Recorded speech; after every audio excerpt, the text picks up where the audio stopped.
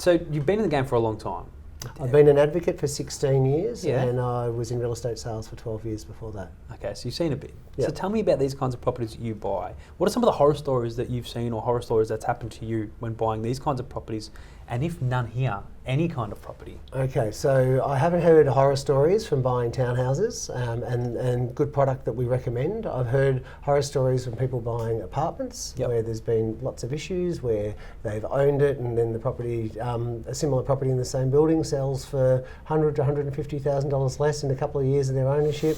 Some of the biggest horror stories I've heard are people buying student accommodation at inflated prices from high pressure salespeople, where they've got a very small purchase price, maybe $280,000 or something like this. This is several years ago, and before long the property is worth $110,000, $130,000.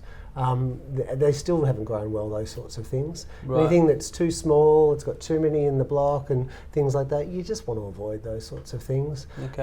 But yeah, look, I haven't had issues of people with buying houses. Yep. Haven't heard issues with people buying townhouses. It's mainly some of the stratas that the pitfalls come along with a lot of the time. Yeah. So you see bigger multi-storey buildings.